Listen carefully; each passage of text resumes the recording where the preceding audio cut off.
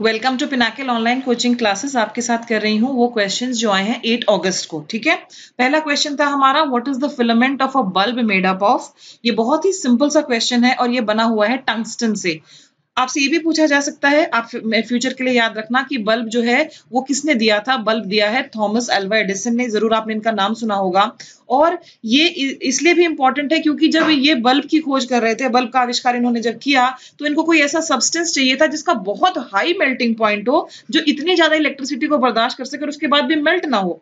तो इसलिए बहुत सारे फेल्ड अटेम्प्ट्स हुए और फाइनली फिर खोज हुई और ये बना हुआ है टंगस्टन का। याद रखें आप। Which book is written by Sania Mirza. Sania Mirza ने कौन सी किताब लिखी है? किताब का नाम है एस अगेंस्ट ऑड्स। ठीक है, और ये इनकी ऑटोबायोग्राफी है। इन्होंने स्वयं ये पुस्तक लिखी है और इनके जीवन पर आधारित ये किताब है आपकी एस अगेंस्ट ऑड्स। क्वेश्चन ऐसे आ सकता है इन फ्यूचर की निम्नलिखित में से कौन सी पुस्तक जो है वो ऑटोबायोग्राफी है, तो Ace Against Odds. Rover Cup is related to which sport. Rover Cup का संबंध किससे है? फुटबॉल से है। Raja Todarmal is related to which empire. Raja Todarmal जो है वो कौन से एम्पायर से संबंधित है? वो संबंधित है अकबर से। ये अकबर के फाइनेंस मिनिस्टर थे।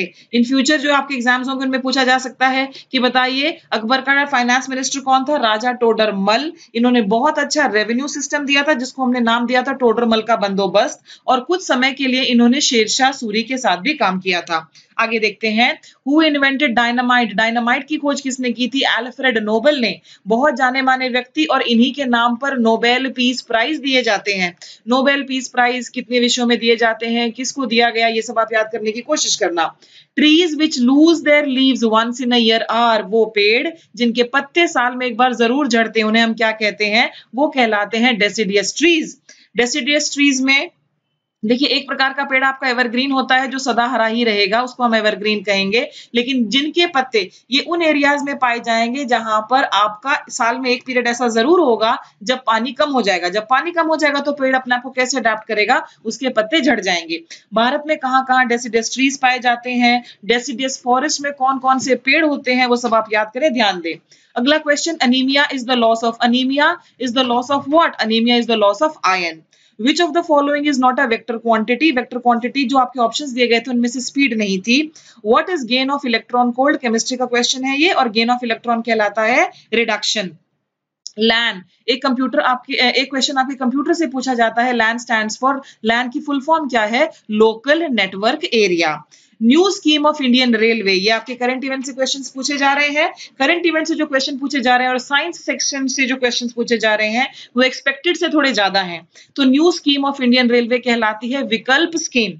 अब थोड़ा सा आपको इस विकल्प स्कीम के बारे में बताती हूँ कि ये जो इंडियन रेलवेज है इन्होंने ये एक नई स्कीम निकाली है जिसमें कि जो स्टूडेंट्स जो आपके पैसेंजर्स हैं जिन्होंने कि अपना टिकट बुक कराया हुआ है लेकिन वो वेटिंग लिस्ट में है, तो उनको ये ऑप्शन दिया जाता है कि वो प्रीमियम ट्रेन जैसे कि शताब्दी और राजधानी में ट्रैवल कर सकते हैं। मान लीजिए कि मैंने कोई पर्टिकुलर ट्रेन है, उसमें अपना टिकट बुक कराया पर मैं वेटिंग लिस्ट में हूँ, मुझे टिकट नहीं मिला, लेकिन राजधानी या शताब्दी में कोई सीट खाली है तो मुझे इस ट्रेन में ट्रैवल करने का विकल्प दिया जाएगा।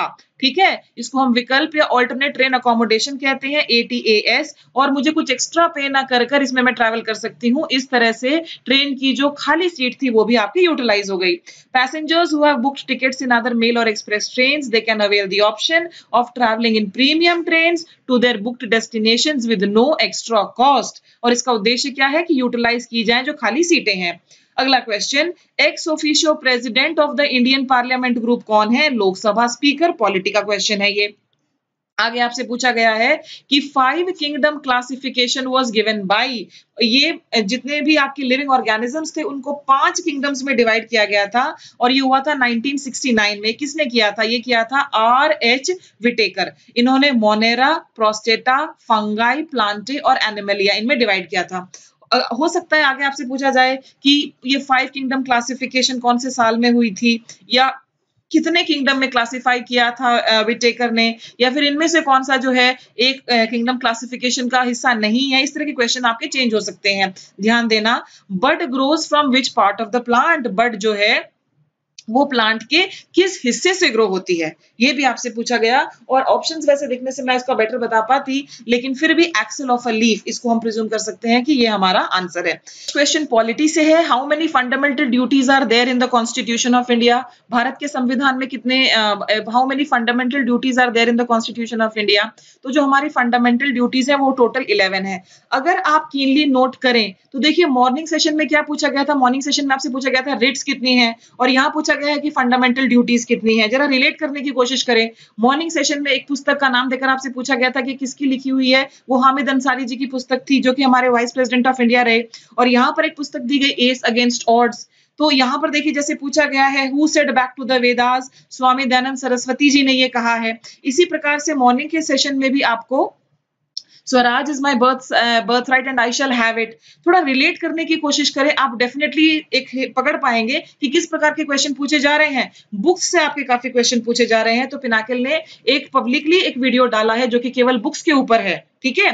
पॉलिटी में कितने रेट्स हैं, कितने आपकी फंडामेंटल ड्यूटीज हैं, इस तरह का क्वेश्चन पूछा गया है।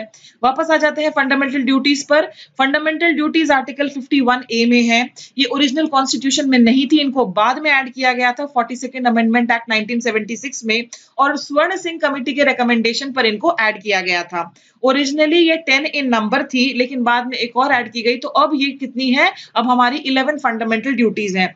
जो 11वीं फंडामेंटल ड्यूटी है वो 2002 में ऐड की गई थी, और उसमें ये कहा गया था कि एवरी पेरेंट या गार्जियन, जो भी जो बच्चों के पेरेंट या गार्जियन है, उनको ये ड्यूटी है, उनका ये फर्ज है कि वो अपने बच्चे को, चाइल्ड या वार्ड को अपॉर्चुनिटीज दें, जो 6 से 14 साल के बीच में है, उनको अपॉर्चुनिटीज दें फॉर एजुकेशन।